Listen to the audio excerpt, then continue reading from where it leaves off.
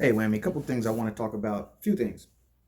Um, the first thing I guess I'll tackle is the conversation around um, the police officer who shot and killed the guy who tried to take off running. I seen the video, and you know what? Look, nobody can say they know for sure what was going on in this woman's head. I have been in deadly scenarios, but I am not her. I'm somebody that, from sports to life or death scenarios, rise to the occasion, and I get into like a laser focus and whole different. Like, I'm a different human being, right? Everybody's different. Not everybody is fit for war. Not everybody is fit to be a politician. Not everybody is fit to be a freaking famous actor, etc. Right? Um, with that kind of mistake, she's not fit to be a police officer. Okay, or a trainer, if that's the case. If she was the one training, then I wonder, what's the rest of the training with the cops on that? So anyhow, in that department. But so again, I don't know what was in her. I did see the video when she stopped and said, "I just shot him." And she sounded surprised. Now there's people who try to argue, oh, she was happy she did it. There's people who say like it was a complete accident. She couldn't believe she did it, and she was horribly sorry, but it was done. Right? It's both sides of an argument. There's always in between. Even though with this, I'm not saying much in between.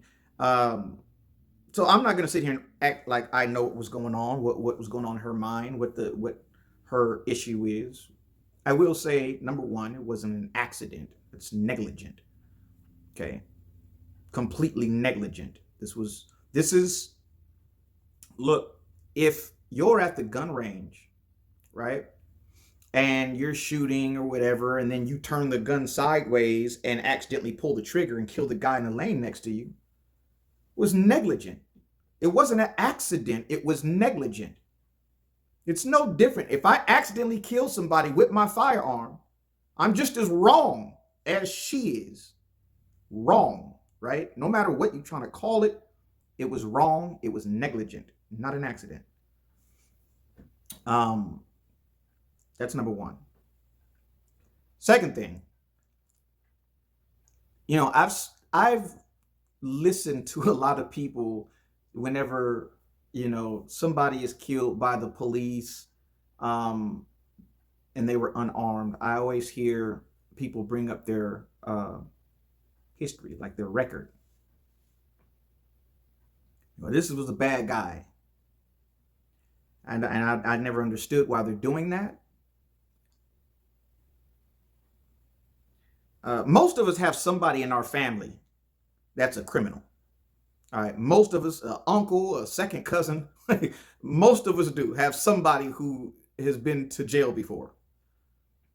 I've never been in jail in my life, not even from DUI, fight, nothing. Okay, I might be the only person in my family who can say that. Anyway, and so someone, first of all, this guy's record was because they claimed that he had a gun, an unregistered firearm on him months ago, like 5 months ago. He had an unregistered firearm, and they sent something to his home, say, you have a date in court to talk about this firearm you had on you. That shouldn't even be an issue. Okay. You shouldn't have to have a carry license to carry a gun with you. You shouldn't have to. That's my belief. Okay. So when they pulled him over, they found he had a warrant. He did not show up to court about this gun. Somebody running away from the police does not equal death. Let me say that again. Someone who is running from the police, pushing off of them, driving away, not driving at them, driving away from them, running away from them, pulling away from them, does not deserve death. They deserve to be caught, handcuffed, tackled, tased. Some of them need their ass whipped. But they don't deserve death. Death comes when this person is trying to kill you. You. Okay? When this person is trying to kill you, then you kill them to save your life. But if someone's trying to run away from the law, that doesn't equal die. It means find them, arrest them. Does not equal death. So there's that. And I made a post about it, on social media, and I really try to stay quiet. Like, I say my piece, or I'll post my piece, and then everyone makes their comments below, and right, everyone has whatever. I don't doubt or fault somebody for their belief. Like, that's what you believe. I do see whose ladder is not so high. I see whose elevator goes to the top floor and who stops at the fourth, but I don't usually respond. But unfortunately, I did respond on one because I had seen that too many times, and it wasn't a personal attack on anybody. It didn't matter who posted it. Someone brought it up again, or he tried to run away and he had a warrant. Why aren't we talking about that? I was so exhausted from hearing that. Like, it doesn't matter if he has a warrant. He's not supposed to be murdered unless he's trying to kill you or someone else, right? Okay.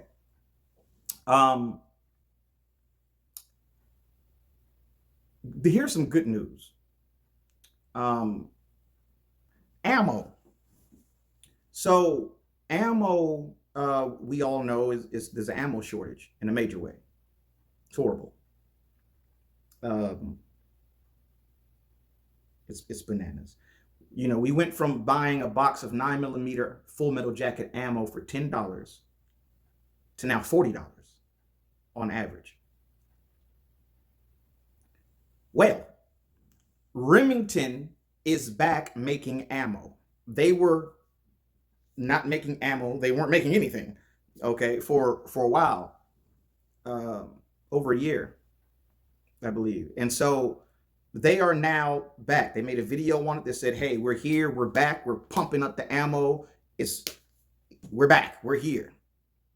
So how long do you think it'll take for the ammo prices to drop? I'm not saying they're going to go back down to their regular, I hope so, but I'm not saying they're going to go down to their regular rate, the regular price, but they're going to drop. Remington pumps out so much ammo. It's bananas. Somebody made a false claim saying they pumped out 50%. They don't pump out 50% of the ammo, but they pump out a lot. Okay, they pump out a lot. So that's a good thing. That's something to look forward to, something to be happy about. We can get back to, people who can't afford a lot of ammo right now can get back to training. That's always a good thing. That reduces the accidental discharges, the negligent discharges, etc., and accidental deaths. It reduces it drastically when ammo is affordable and people can afford to buy ammo and train. You can train without ammo, but there's certain type of training you can only do with ammo. So that's dope. And another thing, my new book I'm reading. So I finished completely. I finished reading The Reaper a while ago, and I just wasn't reading any books for a minute. Um, but The Reaper is it's a very entertaining book. It's a trip. It lets you know that if you are not in the military, if you've never been in war, it's a very taking lives, saving your men, being in war, the adrenaline, having your man's back. It's a very, very complex thing. It's not just easy black and white. You know, the same guy can say, like, I don't want to talk about the killing, taking people's lives and all that. Eh, not fun. And yet, in the same breath, say, I miss it. I miss it. I miss war. I miss the fight. I miss it all. In the same breath, because it's very complex. And that's something, I definitely took from the book, along with some some crazy stuff that happened towards the end of it. Wow, just I advise you to read the book. But this book, called On Killing, is out the gate knockouts. Okay, so I'm stuck, like, already. Like, out the gate, they're knocking it out.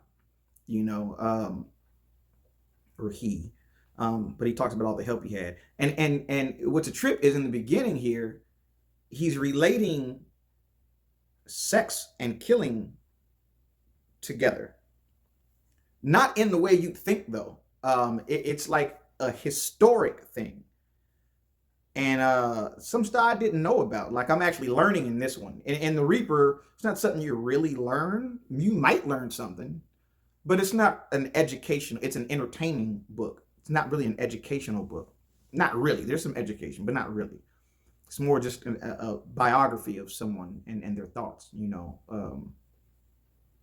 But in this, the education is, you know, um, I'm not even in the second chapter. It's knockouts. Actually, I am at the second chapter, but it's just knockout after knockout of information, and it's great. So I advise to read the book. Just from the first freaking chapter I read, it's like, oh, this is definitely worth it. When I flip through it and I see the chapter headlines and whatnot, this is definitely a book to read. So there's that. And then lastly, my new rifle that you're seeing. The new rifle is called the Browning Max Long Range. I've been wanting this gun for a very long time. So um, I knew that the next gun I wanted a um, was to be a bolt action rifle. You know, the bolt action rifle I've had since I was 11. Still works great. Love this gun. Love the gun. I'll always love the gun. I'll always hunt with that gun. I'm not going to stop hunting with that gun. But one problem it does have, and I've given this to the best of gunsmiths, the best of gunsmiths. And what's funny is all three.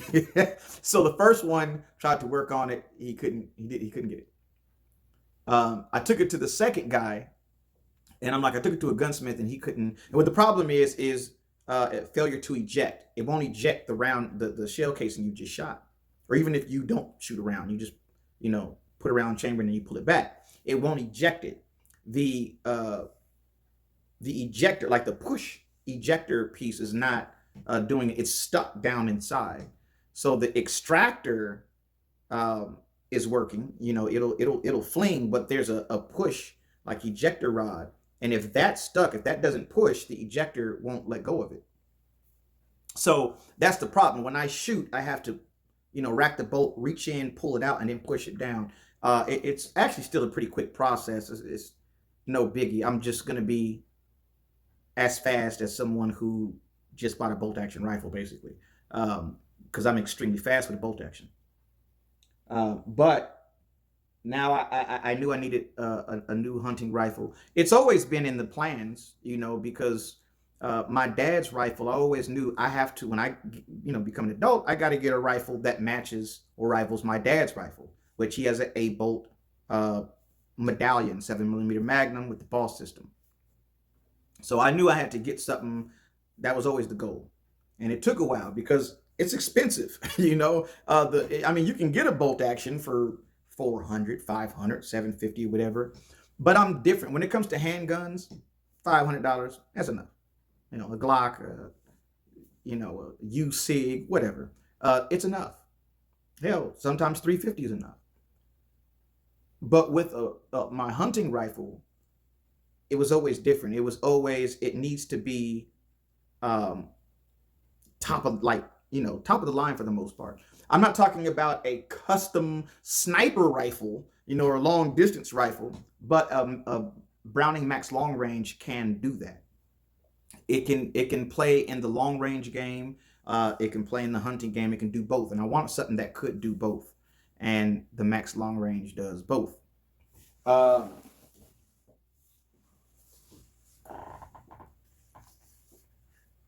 so this is the Max long range, and I kind of made a video on the whole day of when I went to go buy this. Um, so that video is there. It's a long son of a gun. It's a 26-inch barrel. Um, the bolt is crazy smooth.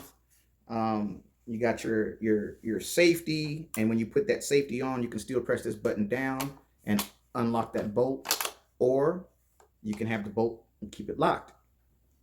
So there's that. From what I know, the reason why they call it X bolt, it's weird because it has nothing to do with the bolt, but the X here. So there's 4 points for the scope mounts, so that it's completely, I guess, in their idea is it's much more steady and much more exact and won't move and etc. Right? And much more consistent is their idea there. So that's where I guess they call it the X bolt. They should have called the X mount, but they call it the X bolt. So there's that. I'm gonna get another mag here. It holds 3 rounds in the mag. It's a flush fit. I like that. If I wanted a mag that like really sticks out, like maybe just to have, you know what I mean? But I really don't want anything sticking out. This is really where I carry it from. I carry it from about right here. If I'm not using the sling, of course. So I don't really care. I like the flush. That's what I like. Stainless steel barrel. Love the gun to death. It'll be passed down to my kids, grandkids, all that good stuff. So there's that. That's about all the information. That's about all I have to say here. My birthday's coming up. I'm gonna meet with my whammy members, and that's gonna be dope. I hope a lot of people show up. I'm preparing for not a lot of people showing up because I don't want to feel the disappointment. But I hope a lot of people show up. A lot of the whammy members just want to get to know everybody, sit back, chop it up, exchange war stories, whatever. I'm sure that's gonna happen. Maybe some deep conversation. We'll see what happens. But that's that. Appreciate you coming and listening and checking out the Whammy Gunslinger YouTube page again. Appreciate you all.